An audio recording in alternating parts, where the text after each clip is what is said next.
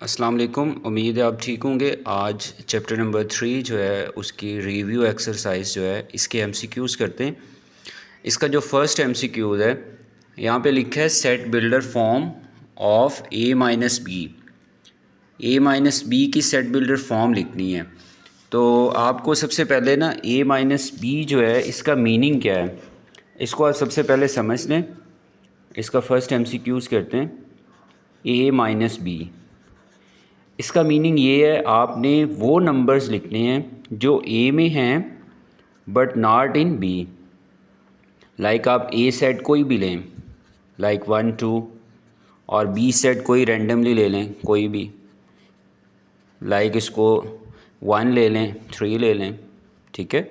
और अगर आप ए में से बी माइनस करते हैं तो इसका क्या मीनिंग है, आपने वो नंबर्स लिखने हैं जो ए में हैं बट नॉट इन बी। जैसे ए की वैल्यू 1 2 और माइनस बी की वैल्यू 1 3। तो जब आप इसको माइनस करेंगे तो यहाँ पे वैल्यू क्या आएगी, 1 में से 1 कट, 1 माइनस 1 0, और यहाँ पे क्या बच रहा है, जो जस्ट ए की वैल्यू बच रही है वो आपने नंबर्स लिखने हैं। ए माइनस बी का मतलब क्या होता है कि जब आप दो सेट को सब्ट्रैक्ट करेंगे आपने वो नंबर्स लिखने हैं जो फर्स्ट सेट में बच रहे हैं। तो इसका मतलब ये होता है कि आपने ए के एलिमेंट्स लिखने हैं जो बिलोंग ए करते हैं बट नॉट बिलोंग बी, ठीक है। इसका क्या मतलब होता है ए माइनस बी का, कि आपने वो नंबर्स लिखने हैं जो ए में एग्जिस्ट करते हैं, जो ए में लिखे जाते हैं बट नॉट इन बी। तो आप यहाँ पे ना इसका अगर ऑप्शन देखें तो फर्स्ट जो ऑप्शन है उसमें तो सिर्फ ए की सेट दिया हुआ है, एक्स बिलोंग टू ए। वो तो हो नहीं सकता क्योंकि ऊपर तो ए माइनस बी दो सेट हैं। फिर उसके बाद अगर आप इसका यहाँ पे ये डी वाला ऑप्शन देखें, इसमें भी जस्ट एक सेट है, बी है, ये भी ऑप्शन नहीं हो सकता। फिर अगर आप सी ऑप्शन देखें, इसका मतलब क्या है, X such that X belong to A, मतलब जो नंबर्स हैं वो ए सेट में भी बिलोंग करने चाहिए and X belong to B, B set में भी। लेकिन वो तो आपको पता है ना, जो दोनों सेट में एलिमेंट बिलोंग करें उसको तो हम इंटरसेक्शन कहते हैं, कॉमन जो कॉमन होते हैं वो लिखते हैं जो दोनों में हों। लेकिन जब ए माइनस बी होगा तो इसका क्या मीनिंग होगा, जो ए सेट के अंदर एलिमेंट्स हों बट नॉट इन बी। तो इसका यही मतलब है, एक्स का मतलब ये होता है कि नंबर्स, जो नंबर हैं वो सेट ए को बिलोंग करने चाहिए, मतलब सेट ए में लिखे हों। और यहाँ पे X not belong to B का मतलब है कि वो सेट बी में एलिमेंट्स नहीं लिखे होंगे। तो जब भी इस तरह से ए माइनस बी या कोई भी सेट होगा तो इसका ये मीनिंग है। तो इसका मतलब है यहाँ पे जो फर्स्ट एमसीक्यूज़ था उसका यहाँ पे जो ऑप्शन है, जो फर्स्ट एमसीक्यूज़ था उसका ऑप्शन नंबर क्या होगा, बी। तो इसका ऑप्शन नंबर बी है। ओके, अगर हम इसमें इसका जो सेकंड एमसीक्यूज़ है तो सेकंड एमसीक्यूज़ करते हैं। सेकंड एमसीक्यूज़ में यहाँ पे क्या लिखा है, if A union B equal to A and A intersection B equal to B. फिर यहाँ पे कुछ ऑप्शंस दिए हैं। तो सबसे पहले ना आपने जब ऐसे कोई जर्नल सेट लिखे हों तो आप इसके कोई भी एलिमेंट्स लिया करें, उससे ये इजी होता है। जैसे ए यूनियन बी लिखा है ना, और वो ए के इक्वल आना चाहिए, तो आप ए और बी सेट लें, कोई भी ए और बी सेट। लाइक मैं ए सेट है, ए इसमें सेट ले लेता हूँ, सिंपल से सेट लें 1 और 2। और बी सेट क्या लूँगा, आप जो बी सेट लेंगे, क्योंकि उसने लिखा है ना ए और बी का यूनियन ए आना चाहिए, तो आप जो बी सेट लेंगे वो ए में से ही एलिमेंट कोई ना कोई लिखेंगे, जैसे 1 लिखेंगे या फिर 2 लिखेंगे। तो अगर हम 1 जस्ट लिख लें बी में, तो आप इन दोनों का यूनियन लें, ए यूनियन बी, तो वो क्या आएगा, ए यूनियन बी क्या आएगा, 1 और 2। और सेकंड कंडीशन यहाँ पे क्या लिखी है, उन दोनों की इंटरसेक्शन लें तो बी आना चाहिए। ये दोनों कंडीशंस जो है ना ये पूरी होनी चाहिए। तो अगर हम इन दोनों का इंटरसेक्शन भी लें, ए और बी का इंटरसेक्शन का मतलब होता है कॉमन एलिमेंट्स लिखने। तो ए और बी में कॉमन क्या आ रहे हैं, 1। तो आप देखें ना, ए और बी का इंटरसेक्शन जब लिया तो वो बी के इक्वल आ रहा है। ए और बी का जब यूनियन लिया तो वो ए के इक्वल आ रहा है, क्योंकि यही कंडीशंस लिखी थी। तो फिर उसके अकॉर्डिंग यहाँ पे डिफरेंट ऑप्शंस दिए हैं।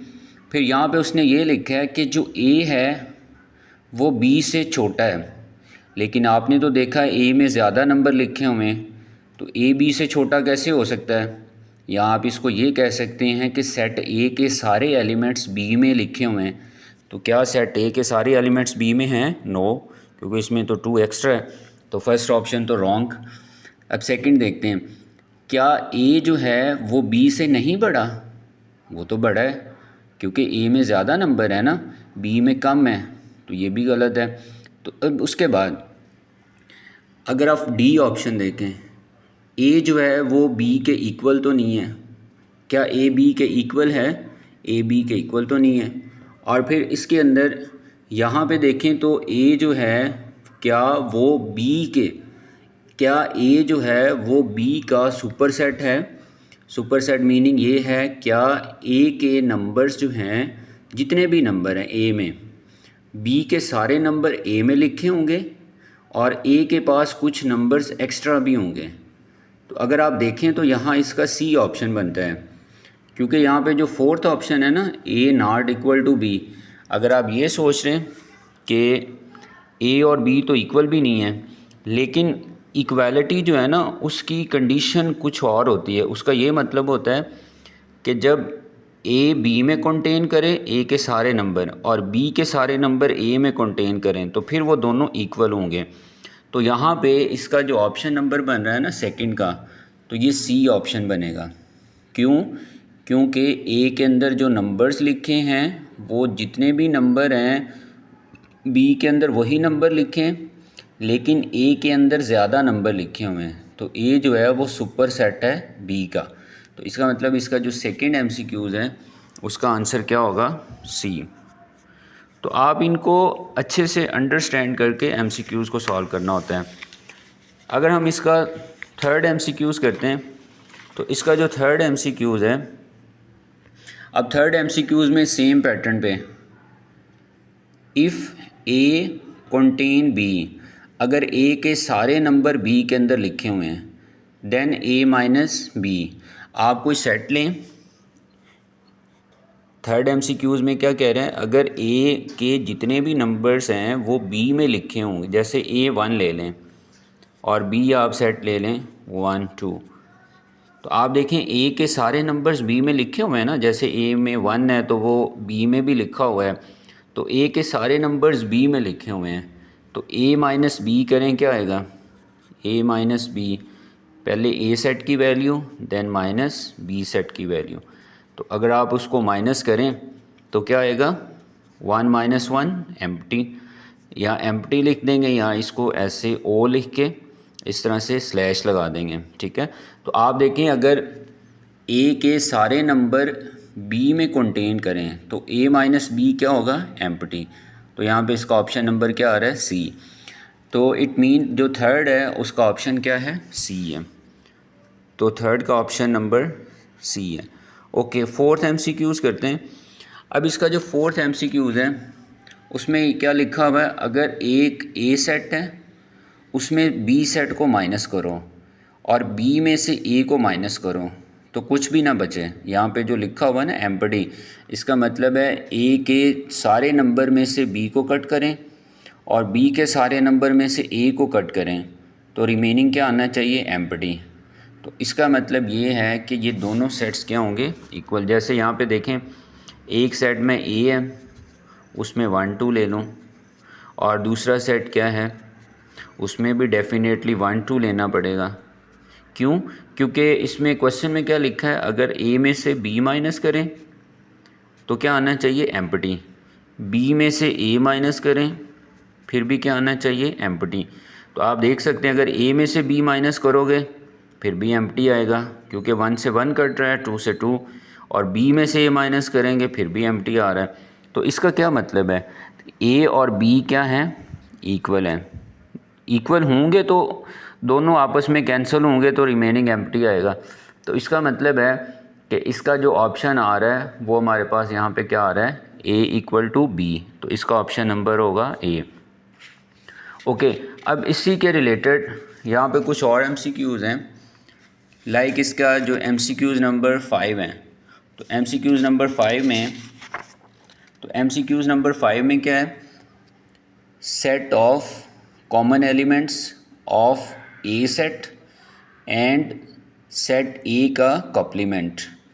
तो आपने क्या करना है, इसमें से दो सेट हैं, तो आप इसके अकॉर्डिंग यहाँ पे देखें जो फिफ्थ है, इसमें एक ए सेट है और ए का कॉम्प्लीमेंट है, और उनके हमने कॉमन एलिमेंट्स देखने हैं। ठीक है, जो कॉमन आ रहे होंगे उसका जो सेट बनेगा वो कौन सा सेट होगा। तो हम सबसे पहले ना इसको समझते हैं कि ए कॉम्प्लीमेंट का क्या मीनिंग है। ए कॉम्प्लीमेंट का मीनिंग है कि आपने ना एक बड़ा सेट होगा जिसको कहते हैं यूनिवर्सल सेट, आप उसमें से ए सेट को माइनस करें, ये इसका फार्मूला होता है। लाइक ए कॉम्प्लीमेंट है, उसका क्या मतलब है कि यू में से आपने इसको माइनस करना है, जो भी कॉम्प्लीमेंट के नीचे यहाँ पे सेट लिखा होगा यू में से माइनस करना है। तो ये है ए का कॉम्प्लीमेंट। तो यहाँ पे जो यू लिखा हुआ है ना, यू का मतलब है बड़ा सेट, यूनिवर्सल सेट। तो आप कोई भी नंबर ले लें, जैसे मैं यहाँ पे लिखता हूँ 1 2, सिंपल नंबर ले लें, 3 ले लें। ठीक है, और जो ए सेट है ना वो आपने इसी यू में से बनाना है। आप चाहे 1 लिख लें, चाहे 2 लिखें, चाहे 3 लिखें, चाहे 1 2 लिखें, चाहे 2 3 लिखें, चाहे 3 1 लिखें, तो आपने इसी में से पिक करना है। सपोज मैं यहाँ से 1 2 लिख देता हूँ। ठीक है, अब ये ए सेट है और ए का कॉम्प्लीमेंट क्या होगा, यू माइनस जो यू सेट है उसमें से ए को माइनस कर दें। तो यू सेट की वैल्यू क्या है 1 2 3, इसमें से माइनस कर लें ए सेट, और ए सेट क्या है 1 2। तो जब आप इसको माइनस करेंगे तो क्या आ रहा है 1 - 1 0, 2 - 2 0, तो यहाँ पे क्या बच रहा है 3। तो अब आप क्या करें, यहाँ पे लिखें कॉमन एलिमेंट्स ए और उसका जो कॉम्प्लीमेंट है एक सेट, और उसी सेट का अपने सेट के कॉम्प्लीमेंट के, तो इन दोनों का जो कॉमन मतलब होता है इंटरसेक्शन, तो इनकी इंटरसेक्शन लें। ए सेट क्या है 1 2, और इंटरसेक्शन ए का कॉम्प्लीमेंट क्या है 3। तो यहाँ पे देखें क्या इन दोनों में कुछ भी नहीं कॉमन आ रहा, तो इसका मतलब है ये क्या आ रहा है empty.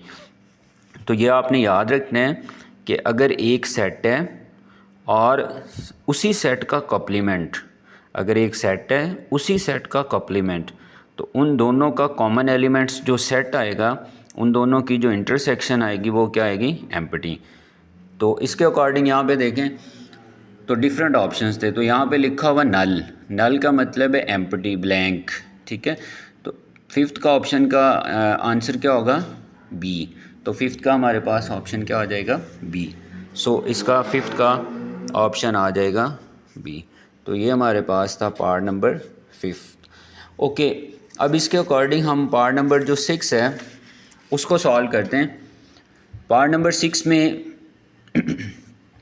Set of real number can be written in, जो सेट ऑफ रियल नंबर है आप उसको टेबुलर फॉर्म में लिख सकते हैं, डिस्क्रिप्टिव में लिख सकते हैं, सेट बिल्डर में लिख सकते हैं, या बोथ बी एंड सी।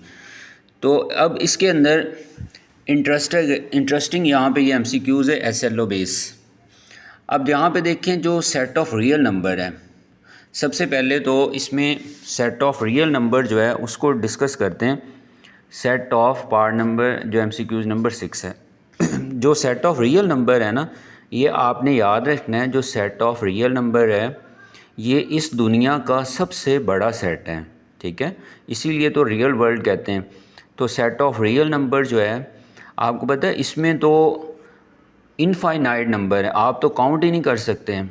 ठीक है, आप 0 लिखें, √3 लिखें, 0.5 लिखें, 1/2 लिखें, कोई भी नंबर लिखें, √3/2 लिखें, और चलते जाएं, आपकी ज़िंदगी ख़त्म हो जाएगी, ये सेट ऑफ रियल नंबर नहीं ख़त्म होगा, क्योंकि ये तो लामहदूद है, इनफाइनाइट है। तो आप इनफाइनाइट सेट अगर हो ना तो आप उसको टेबुलर फॉर्म में नहीं लिख सकते, क्योंकि जो टेबुलर फॉर्म होती है ना, टेबुलर फॉर्म में आपको पता है जो टेबुलर फॉर्म होती है उसको हम इस तरह लिखते हैं नंबर्स की फॉर्म में, लाइक 1 2 3।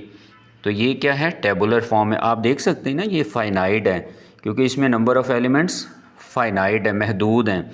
लेकिन सेट ऑफ रियल नंबर तो लामहदूद है। जैसे यहाँ पे मैं एक और टेबुलर फॉर्म लिखता हूँ पेयर की फॉर्म में, जैसे 1, 2, 3, 4। तो ये भी टेबुलर फॉर्म है क्योंकि इसमें नंबर्स लिखे हैं और फाइनाइट हैं। लेकिन यहाँ पे उसने सेट ऑफ रियल नंबर पूरा सेट लिखा हुआ है। तो सेट ऑफ रियल नंबर जो पूरा सेट है, आप उसको तो नहीं ना ऐसे लिख सकते हैं, कहाँ तक लिखोगे आगे, जैसे 1 2 3 4 500 2000 कहाँ तक लिखोगे, उसका तो हमें एंड ही नहीं पता। तो इसलिए सेट ऑफ रियल नंबर को टेबुलर फॉर्म में नहीं लिख सकते हैं। अब सेकंड इसमें है डिस्क्रिप्टिव फॉर्म। तो डिस्क्रिप्टिव फॉर्म में तो आप लिख सकते हैं, आप सिंपल क्या लिखेंगे, set of all real number, set of all real numbers. तो ये इसकी डिस्क्रिप्टिव फॉर्म है, क्योंकि जितने भी रियल नंबर हैं उनका सेट, तो ये हमने उसको डिस्क्राइब कर दिया है। फिर आप देखें इसमें लिखा हुआ है सेट बिल्डर फॉर्म, जो सी ऑप्शन है। तो सी ऑप्शन देखें, इसमें सेट बिल्डर फॉर्म क्या होती है, हम उसमें भी लिख सकते हैं। लाइक उसमें सबसे पहले ना वेरिएबल लिखना होता है, या जैसे मैंने एक्स लिखा ना, एक्स का मतलब है नंबर्स जो रियल नंबर हैं, सच दैट। ठीक है, इस लाइन का मतलब क्या है, आगे हम उसका आंसर लिखने लगे, सच दैट एक्स का मतलब क्या होता है, नंबर्स। एक्स बिलोंग, जो नंबर्स हैं वो कौन से सेट से बिलोंग करते हैं, रियल नंबर से, सेट ऑफ रियल नंबर से। तो ऐसे आप उसको सेट बिल्डर फॉर्म में भी लिख सकते हैं, क्योंकि इसमें ये वेरिएबल्स आ रहे होते हैं और ये सिंबल्स, तो ये सेट बिल्डर फॉर्म होती है। तो आप देखें जो सेट ऑफ रियल नंबर है, आप उसको डिस्क्राइब भी कर सकते हैं, जिसको हम डिस्क्रिप्टिव फॉर्म कहते हैं, और आप इसको ऐसे वेरिएबल्स की फॉर्म में भी लिख सकते हैं, जिसको हम सेट बिल्डर फॉर्म कहते हैं। तो इसका मतलब यहाँ पे दो ऑप्शन आ रहे हैं सेट ऑफ रियल नंबर के लिए, डिस्क्रिप्टिव और सेट बिल्डर फॉर्म। तो इसके अकॉर्डिंग यहाँ पे उसने जो ऑप्शन लिखा हुआ है ना, बोथ बी एंड सी, तो इसका मतलब है यहाँ पे जो 6 वाला MCQs है उसका ऑप्शन क्या बनेगा, डी। जो 6 MCQs हैं उसका ऑप्शन क्या बन रहा है, डी। तो सेट ऑफ रियल नंबर को हम डिस्क्रिप्टिव फॉर्म में भी लिख सकते हैं और सेट बिल्डर फॉर्म में भी। ओके, अगर हम इसका MCQs नंबर 7 देखते हैं, तो 7th जो MCQs है, अब 7th में भी अगर आप देखें यहाँ पे 7th में एक रिलेशन दिया हुआ है, तो उसकी डोमेन लिखनी है। तो डोमेन का मतलब होता है जो रिलेशन है उसमें हर पेयर का फर्स्ट एलिमेंट। जैसे आप रिलेशन में देख सकते हैं, यहाँ पे फर्स्ट एलिमेंट क्या है, 2, फिर फर्स्ट एलिमेंट 4, फिर उसके बाद 2 फिर रिपीट हो रहा है। तो आपको पता जो रिपीट हो उसको एक ही दफ़ा लिखना है, जैसे 2 और 4, 2, 4। तो ये इसकी क्या बन रही है, डोमेन, 2, 4। तो ये इसकी क्या आ जाएगी, डोमेन। तो इस तरह से आपने उसकी डोमेन बतानी है। अगर रेंज होती तो जो हर पेयर का सेकंड एलिमेंट है उन सब को आप लिख दें, तो वो आपके पास क्या बन जाएगी, रेंज। अगर रेंज पूछी होती तो यहाँ पे क्या बनती, रेंज 1, 3, 2, तो ये सी पार्ट बन जाता। बट यहाँ पे डोमेन पूछी है, जो 7th पार्ट है उसका आंसर क्या होगा, 2, 4। 7th का जो MCQs का आंसर है वो बी है। तो यहाँ पे जो 7th MCQs है उसका आंसर क्या होगा, B. Let's move towards part number 8। Okay, अब पार्ट नंबर 8 में यहाँ पे देखें, पार्ट नंबर 8 में क्या कह रहा है, इफ़ आर, ये हमारे पास एक रिलेशन दिया हुआ है, ये MCQs इंपॉर्टेंट है। आर एक रिलेशन है, ठीक है, और यहाँ पे MCQs नंबर 8 में मैं यहाँ पे लिखता हूँ, आर ये एक रिलेशन है, R equal to A comma B, यहाँ पे ये पेयर है, ठीक है, ए भी कोई नंबर है, बी भी कोई नंबर है, ए कॉमा बी, फिर उसके बाद सच दैट। अब यहाँ पे देखें वो कह रहा है कि जो ए और बी आपने नंबर्स लिखते हैं वो बिलोंग करते हैं जेड को, सेट ऑफ इंटीजर को। ओके, और यहाँ पे एंड अगर आप उन दोनों को प्लस करें तो वो ज़ीरो बने। तो ये आपके पास एक रिलेशन लिखा है, तो इसके अकॉर्डिंग आपने यहाँ पे उसको लिखना है। तो अब आप देखें यहाँ पे सबसे पहले ना यहाँ पे लिखा है जेड जो है ना एक सेट है, सेट ऑफ इंटीजर। तो सबसे पहले हम देखते हैं कि सेट ऑफ इंटीजर क्या होता है।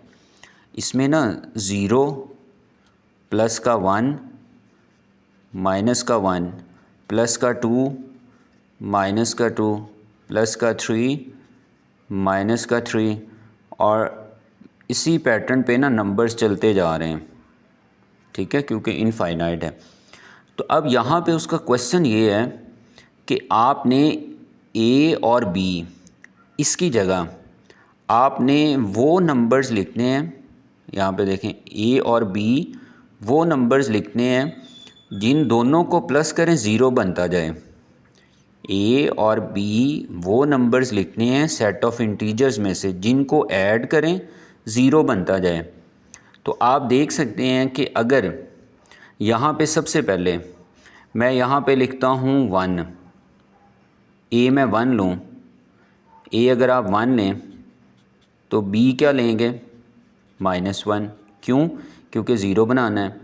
आप ये भी तो लिख सकते थे ए को -1 और बी को 1, फिर भी ज़ीरो बनता है। अगर आप ए को 2 लें तो बी को क्या लेना पड़ेगा -2, क्योंकि 2 - 2 ज़ीरो। लेकिन आप ए को भी तो -2 नाम दे सकते थे ना, और बी को 2 नाम दे दें, फिर भी ज़ीरो। ए को अगर 3 नाम दे दें और बी को क्या नाम देंगे फिर, बी को -3, यही होगा ना।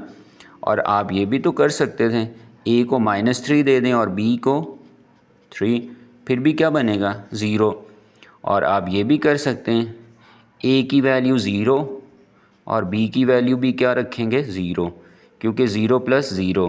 तो आप ये भी कर सकते हैं ए को ज़ीरो बी को ज़ीरो, क्योंकि ज़ीरो प्लस ज़ीरो। तो आप देखें ना, इसके अकॉर्डिंग अगर आप थोड़ा सा गौर करें तो ये पूरा सेट ऑफ इंटीजर ही बन रहा है। सेट ऑफ इंटीजर कैसे बन रहा है? क्योंकि देखें आप ए के नंबर्स देखें, ज़ीरो, फिर उसके बाद -3 +3 -2 +2 -1 +1, चलते जाएंगे -4 +4 -5 +5 सो ऑन। तो वो इंटीजर ही तो बनता है, क्योंकि देखें इंटीजर में यही तो है, 0 1 -2 2 -2 सारे नंबर्स बन रहे हैं। और फिर इसमें भी देखें 0 -3 3 -2 2 -1 1, तो ये भी क्या बन रहा है, इंटीजर ही बनते हैं।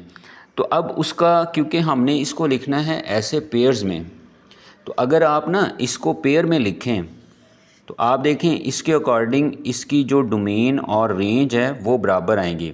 जैसे आप इसमें देखें, सबसे पहले ज़ीरो से स्टार्ट करते हैं, ज़ीरो पुट किया ए बी भी ज़ीरो, तो यहाँ पे देखें 0, 0।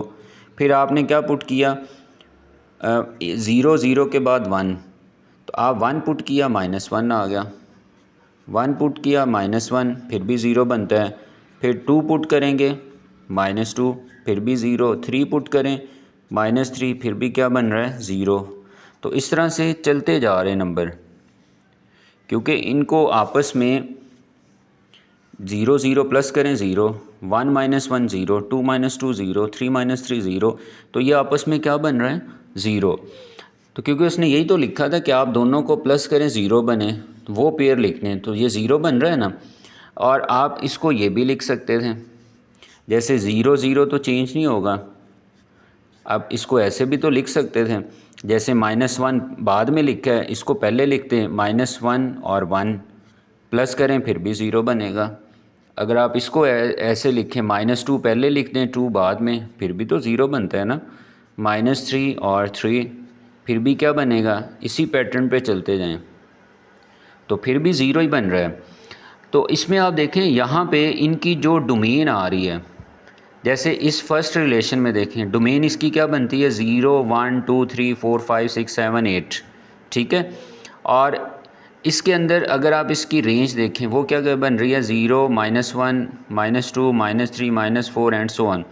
और इसमें डोमेन क्या बन रही है 0 -1 1 1। मैं इसको आपको लिख के बता देता हूँ।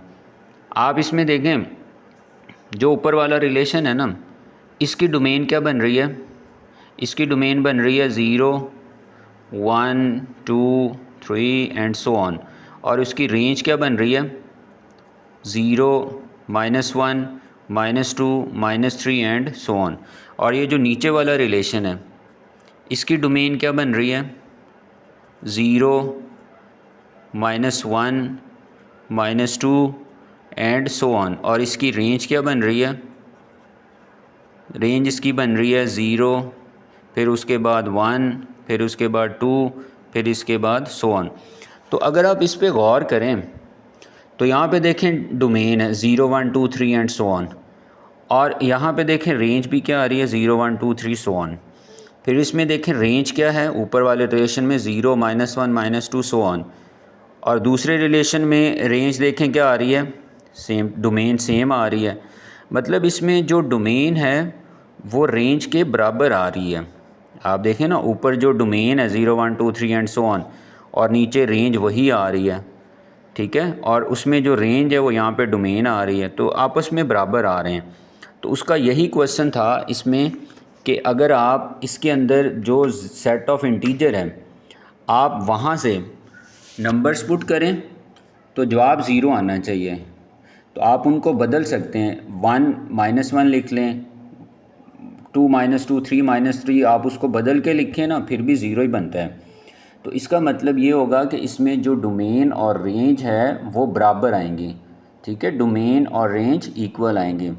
सो इसका यहाँ पे जो 8th MCQs है इसका ऑप्शन नंबर क्या बनेगा, सी, क्योंकि इसमें डोमेन और रेंज क्या है, इक्वल हैं। बाकी तो कोई भी ऑप्शन इसमें से पॉसिबल नहीं है। सो इसका जो ऑप्शन नंबर होगा वो सी है। तो यहाँ पे जो पार्ट नंबर 8 है, पार्ट नंबर 8 का ऑप्शन नंबर क्या है, पार्ट नंबर 8 का ऑप्शन नंबर सी है। इसमें डोमेन रेंज क्या होंगी, इक्वल। अब इसके अकॉर्डिंग यहाँ पे इसका जो पार्ट नंबर 9 है ये भी इंटरेस्टिंग है। तो पार्ट नंबर 9 में देखें क्या कह रहा है, आपने एक रिलेशन लिखना है A, B। पार्ट नंबर 9 में यहाँ पे रिलेशन लिखा हुआ है A, B, मतलब वो पेयर लिखने हैं जिसमें A, B जो है वो बिलोंग कर रहे हो नेचुरल नंबर से, and A cross B equal to 12, और आप दोनों नेचुरल नंबर को मल्टीप्लाई करें क्या बनता हो, 12। तो आप देखें यहाँ पे जो इसका MCQs नंबर 9 है, तो यहाँ पे जो MCQs नंबर 9 है इसमें वो ये कह रहा है कि आपने क्या करना है, वो वाले पेयर लिखने हैं जिनको मल्टीप्लाई करें 12 बने, यही लिखा हुआ है ना।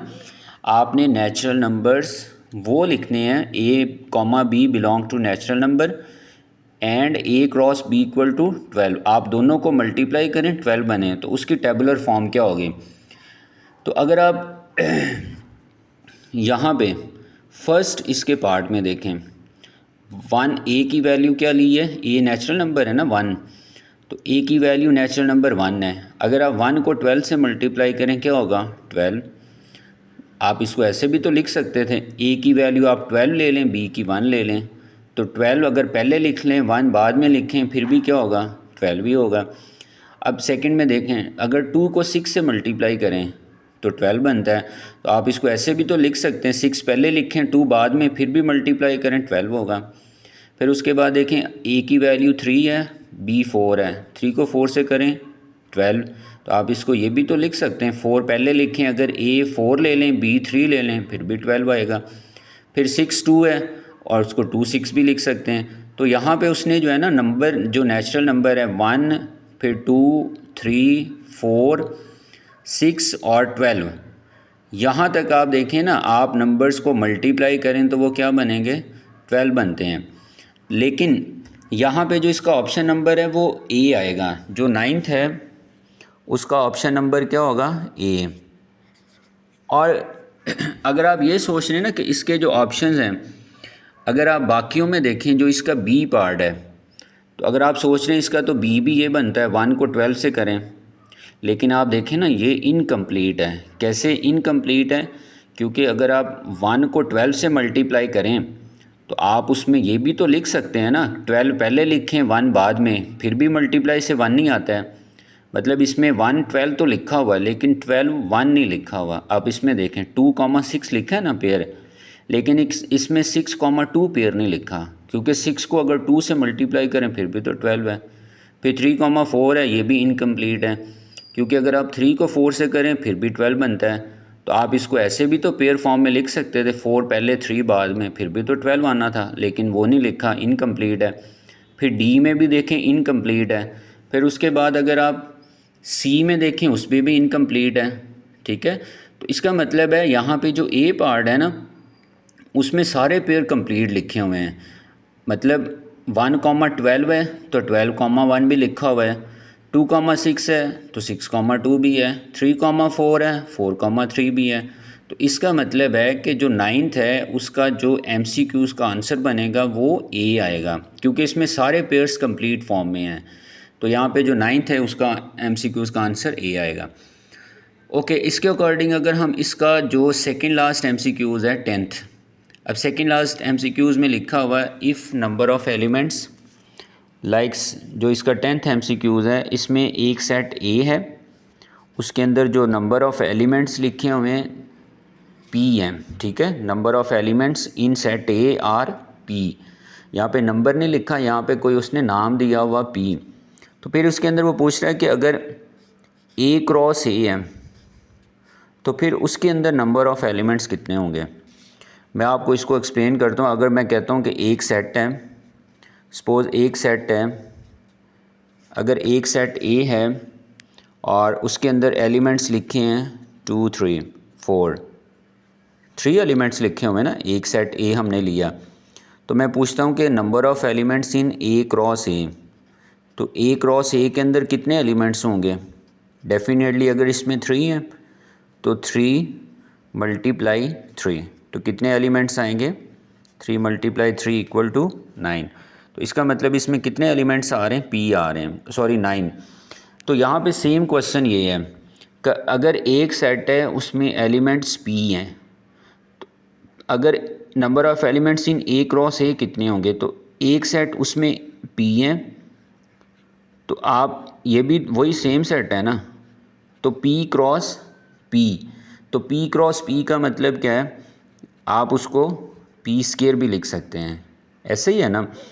तो नंबर ऑफ़ एलिमेंट्स जब एक सेट दिया होगा उसमें जितने एलिमेंट्स लिखे हैं उसको आप उसी नंबर ऑफ़ एलिमेंट से मल्टीप्लाई करें। जैसे पी लिखे हुए हैं तो पी को पी से मल्टीप्लाई करें, तो पी क्रॉस पी की किसके इक्वल होता है, पी स्क्वायर। तो इसके अकॉर्डिंग अगर आप देखें ना, इसका जो सेकेंड लास्ट MCQs है 10th वाला, तो यहाँ पे देखें इसमें तो सिर्फ एक पी लिखा है, ये तो पॉसिबल नहीं है। यहाँ पे 2p लिखा है, वो तो तब होता है जब हम ऐड करें। फिर यहाँ पे 2p² लिखा है, ये भी पॉसिबल नहीं है, क्योंकि एक सेट उसमें p है तो p को सिर्फ p से मल्टीप्लाई करेंगे तो p² आएगा। तो इसका ऑप्शन नंबर क्या आ रहा है, डी। सो यहाँ पे जो 10th MCQs है इसका ऑप्शन नंबर क्या आएगा, डी। ओके, यहाँ पे जो लास्ट यहाँ पे इसका MCQs है, लास्ट MCQs क्या है, आर जो है, सॉरी यहाँ पे लास्ट पे है एक सेट बी है, उसमें नंबर ऑफ़ एलिमेंट्स कितने लिखे हैं, टी है। Number of binary relation in B cross B. अब यहाँ पे क्या पूछ रहा है, बाइनरी रिलेशन की तादाद, बाइनरी रिलेशन की काउंटिंग। तो आपके पास एक सेट है बी, तो उसमें जो नंबर ऑफ़ एलिमेंट्स लिखे हुए हैं, number of elements in B set, number of elements in B set कितने हैं, 3 हैं। Number of elements in B set कितने, सॉरी टी है। तो number of elements in B set में टी हैं, तो आपने बाइनरी रिलेशन बताने हैं, number of binary relation, number of binary relation, number of binary relation. तो आपने क्या करना है, इसमें बाइनरी रिलेशन बताने हैं। तो इसमें बाइनरी रिलेशन कितने बनेंगे, तो उसके लिए ना आपने इसका फार्मूला याद रखना है। इसका फार्मूला ये होता है कि जब भी आप number of binary relation find करेंगे ना, तो आपने यहाँ पे बेस में 2 लिखना है। 2 फिक्स है, क्योंकि बाइनरी का मतलब होता है 2, तो यहाँ पे बेस में 2 ही लिखोगे। और इसकी पावर में क्या लिखोगे, यहाँ पे जो सेट दिया होगा ना, जैसे बी सेट है और उसमें कितने एलिमेंट्स लिखे हुए हैं, टी है, तो इसका मतलब है कि आप उसको 2 दफ़ा मल्टीप्लाई करोगे, टी क्रॉस टी। तो इसमें कितने नंबर ऑफ़ बाइनरी रिलेशन आ जाएंगे, 2 की पावर t², तो 2 की पावर t²। तो इसके अकॉर्डिंग आप देखें इसका जो ऑप्शन नंबर बन रहा है वो हमारे पास इसका भी ऑप्शन नंबर डी है। तो यहाँ पे जो 9th MCQs हैं इसका ऑप्शन नंबर क्या होगा, डी होगा। तो आप इस पैटर्न पे आप जो है ना इसके MCQs सॉल्व करेंगे। आपको मैं यहाँ पे जो लास्ट MCQs है ना, जो 11th वाला अभी हमने सॉल्व किया है, मैं आपको इसमें फिर बता दूँ। अगर एक सेट दिया हो, जैसे एक बी सेट है, उसमें एलिमेंट्स लिखे हैं टी, तो नंबर ऑफ़ बाइनरी रिलेशन पूछे हैं, नंबर ऑफ़ बाइनरी रिलेशन। तो नंबर ऑफ़ बाइनरी रिलेशन कैसे फाइंड करोगे, 2 की पावर, यहाँ बेस में 2 फिक्स होगा, जो भी सेट लिखा उसमें जितने एलिमेंट्स हैं तो आप उसको 2 दफ़ा मल्टीप्लाई कर लें, टी मल्टीप्लाई टी, तो वो क्या बन जाएगा, 2 की पावर टी स्केयर।